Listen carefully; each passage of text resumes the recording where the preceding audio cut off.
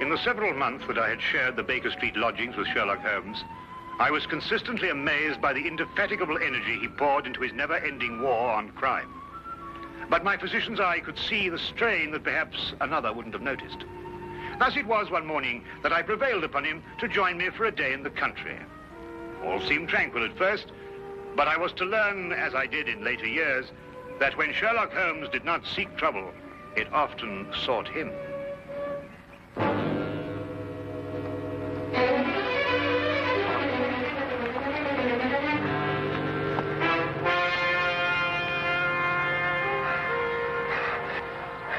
Help her.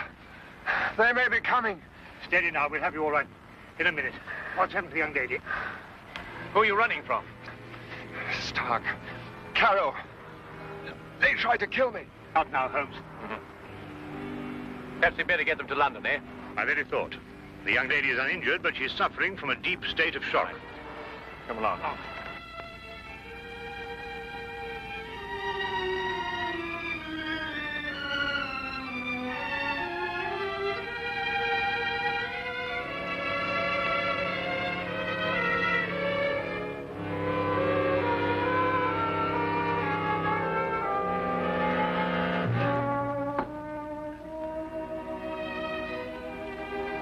Just drink this, will you?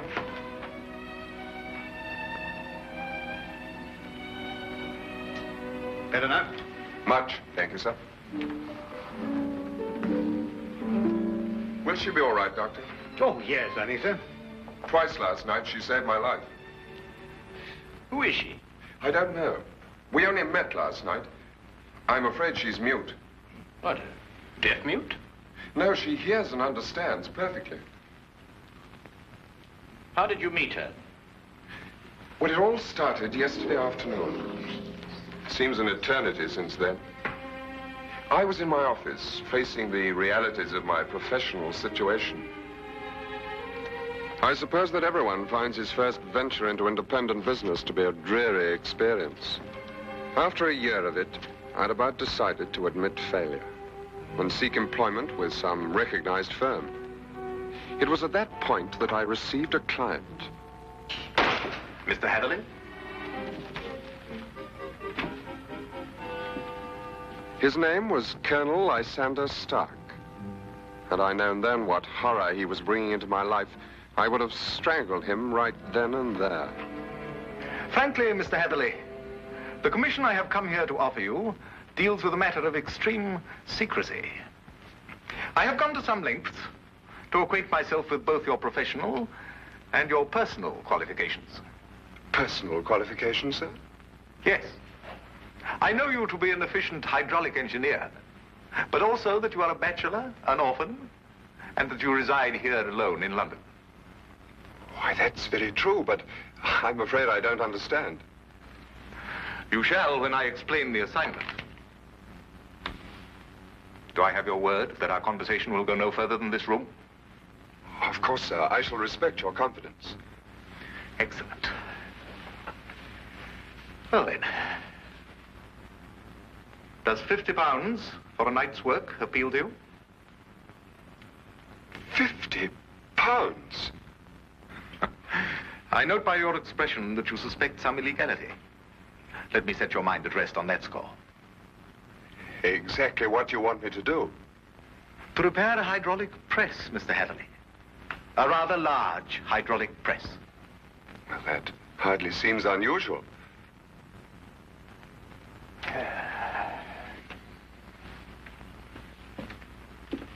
For some years, I have owned a small place in the country just outside London. Recently, it has come to my attention that the land contains a vein of something commonly called fuller's earth.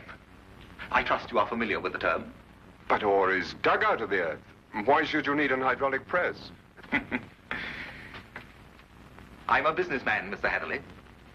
Undoubtedly, the land surrounding mine contains more of such wealth.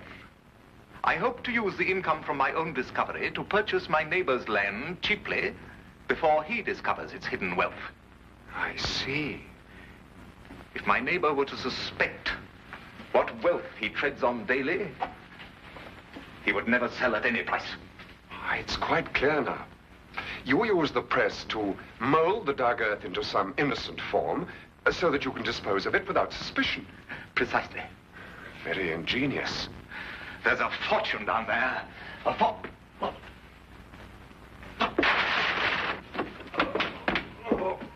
Is anything wrong? What is it, Colonel Stark? Can I get you something?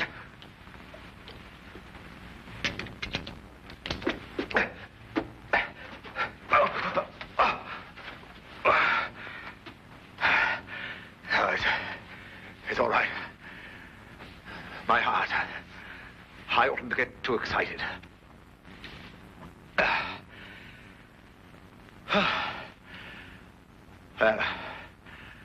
I've put my trust in you, Mr. Hatherley. Do you accept the commission? When do I begin, sir? I promised to meet him that night. Last night, at Ayford Station. The time he suggested was quite late, 11:30. But he insisted that it would be less conspicuous. I freely admit that the money kept me from exercising a more natural curiosity at such bizarre proceedings. One point, sir. When we encountered you, admittedly you were in a highly nervous state, but you kept repeating that they were after you. Did this man Stark have a confederate? Yes, a foreigner, a man named Carrow. I was to meet him later that night. Go on. Last night I boarded the train to Ayford and arrived there a little past 11 as ordered. And Colonel Stark was waiting? He was. We drove for almost an hour, and then we stopped suddenly, and he almost pulled me into a darkened house. Stark muttered under his breath as he fumbled to strike a match.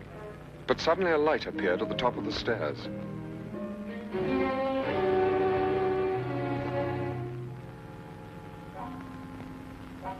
It was the first time I saw this young woman, gentlemen. Even in the poor light, beauty and fear were sharp in her face.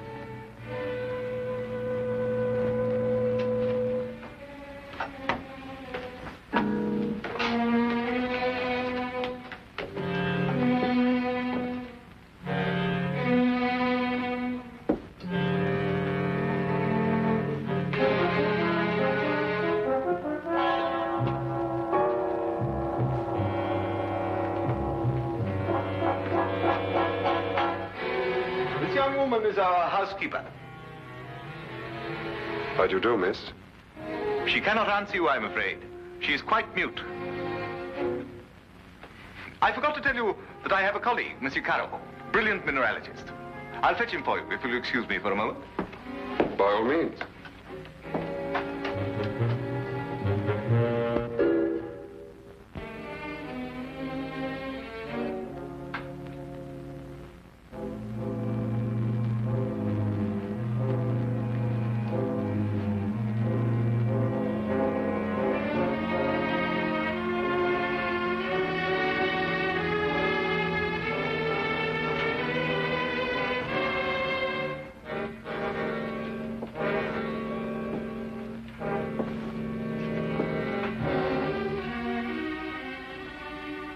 Is there anything wrong?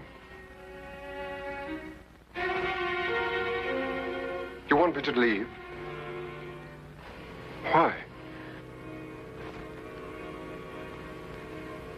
Are you trying to warn me against Colonel Stark?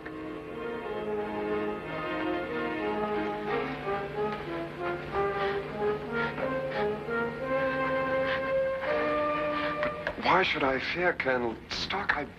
I only met him this afternoon.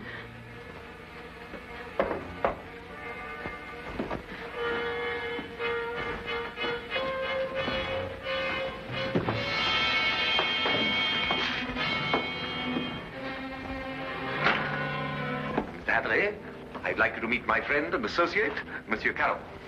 A pleasure, sir. Colonel Stark will show you our press and explain the difficulties we have. I'll join you in a moment.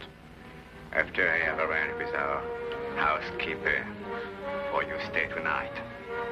Yes, that's a good idea. Will you come this way, Mr. Hatherley?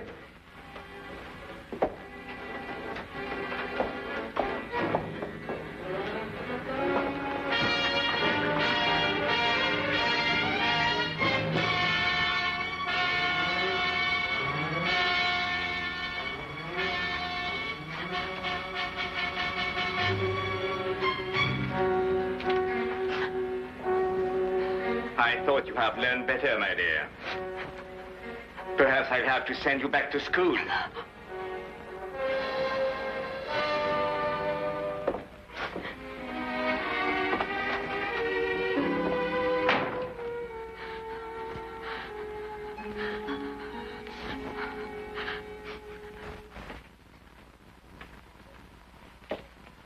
Yes, in principle, this is the standard hydraulic press. Though I must say I've seen few as large. Indeed? And so it does the work of 4 ordinary presses. I think I told you that time is my greatest foe.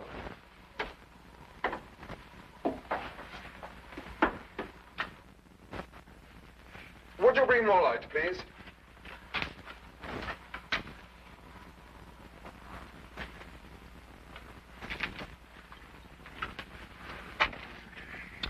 Wood. Concrete would have given you more support. Are these walls reinforced from the outside? Ah, Bruno. I was just about to explain to Mr. Hatherley that all the walls except the one he is examining are reinforced. However, There's no trouble with the walls. It's in the machinery. You'll hear it. Good. Just wanted to check up first.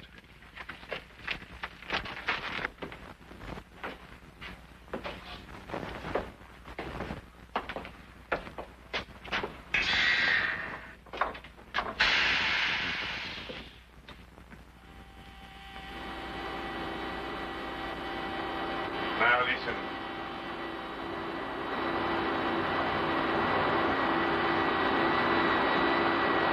Know what it is? One of the cylinders is leaking fluid, cutting down your power. Turn it off and we'll have a look at the driving rods.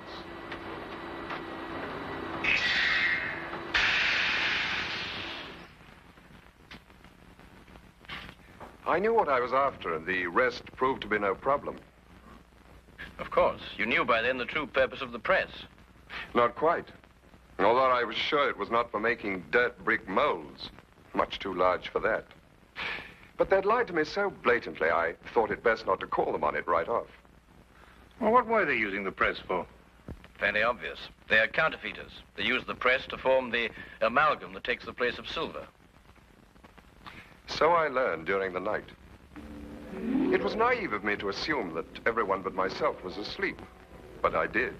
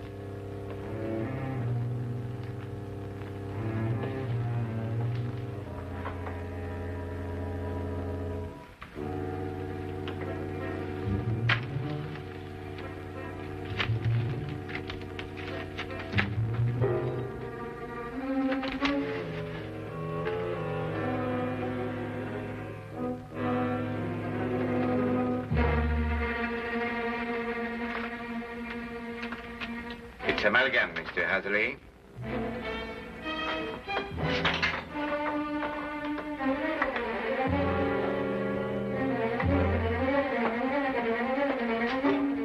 Carol, open up!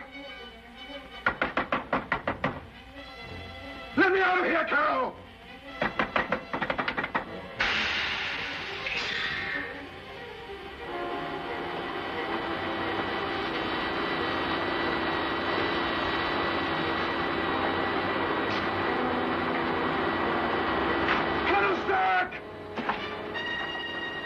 No one knew better than myself what that sound meant.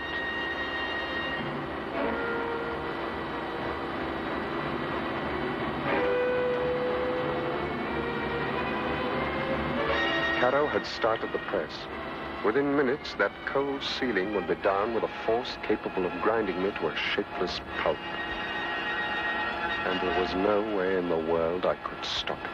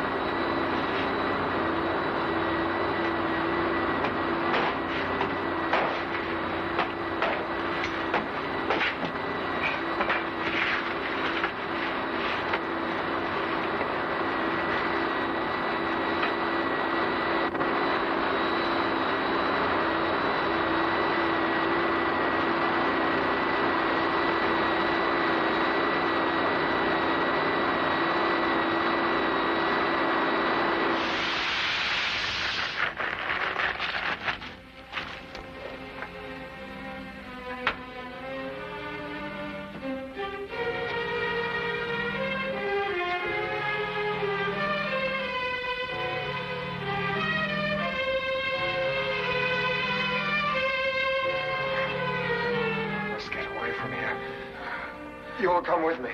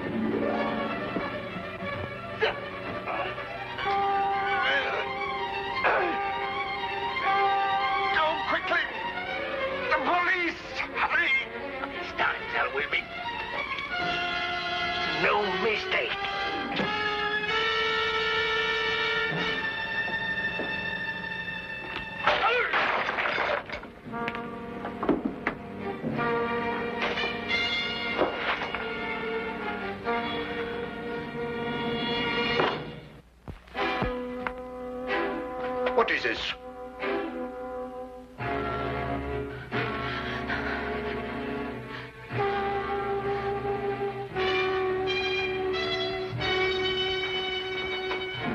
What's happened here?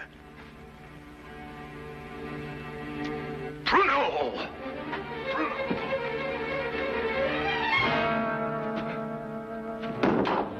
No. No.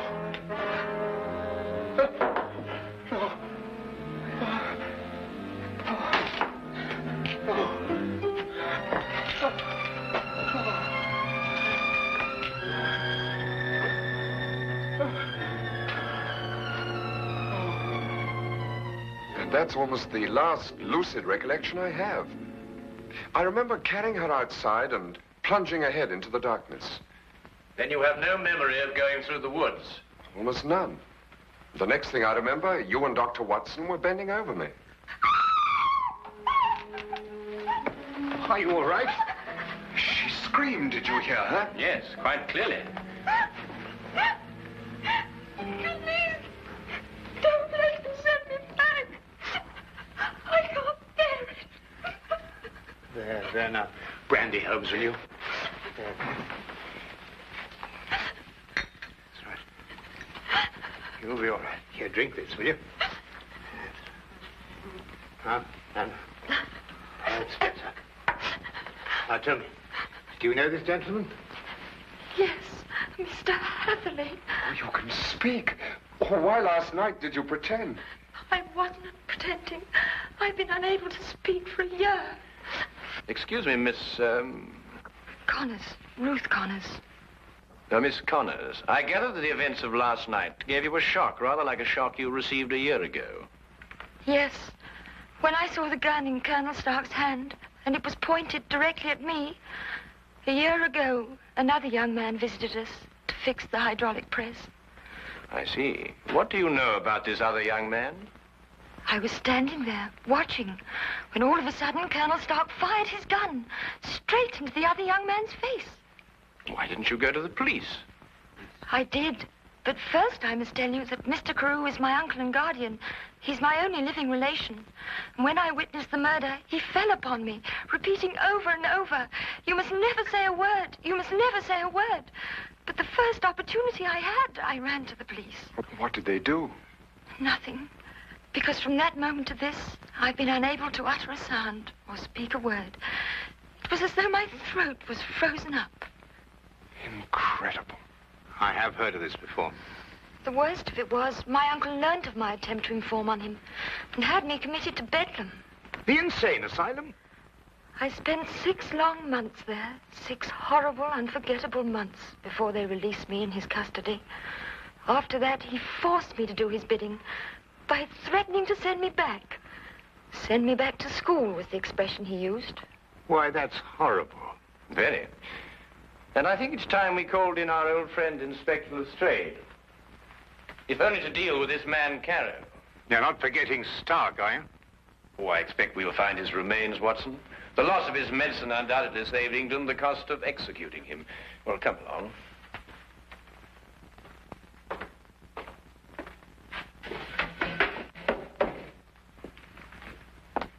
Now that young Mr. Heatherly tells us about neglecting the candle while he made his escape, I can place the blame for the fire. You sure it was Colonel Lysander Stark whose remains you found here? No doubt. Several articles of authentic identification, no doubt. Nothing else? No, Inspector. Sorry. All right, thank you, Constable.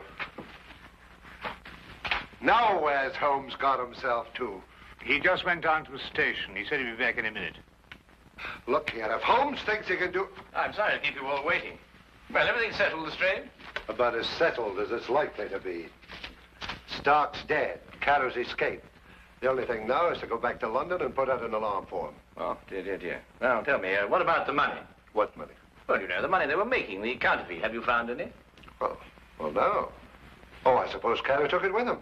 Well, the man would have to be pretty desperate indeed to even bother with real money, let alone counterfeit. What are you suggesting, Holmes?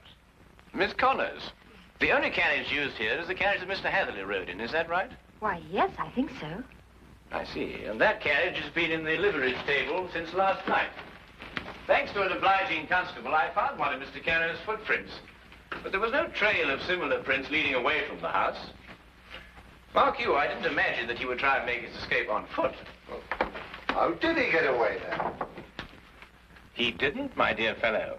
He's still in his house, hiding somewhere. What? Mr. Holmes, there's a cellar where... I examined that cellar myself. No, I mean the special cave they dug under the house to hide the money. And there must be an entrance from the house itself. Well, I wasn't permitted to know exactly where, but I'm sure it was in this room somewhere. Thank you. Well, let's try and see, shall we? I beg your pardon.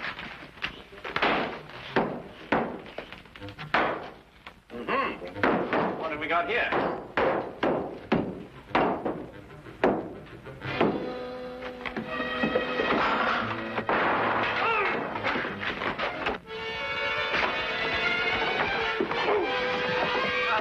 Very neat, Watson. Oh, there wasn't anything to it. Now, dear, what have we got here? Oh, just nicked me, Doctor. Nothing serious. Well, we'll have a look at it anyway. Hold on. Some of you men lend a hand in here. That's that. I don't believe you'll have any more trouble with Mr. Carew. This has been a nasty business all round. I've lost my £50 fee, been roughed up, but it could have been worse, I suppose. A good deal worse, my friend. For example, I believe this is yours. Mine. Yes. What is it? Your shoe, I believe. I recovered it from the press. Yes, it makes one think, doesn't it? Well, Watson, you were quite right. A day in the country can be quite relaxing.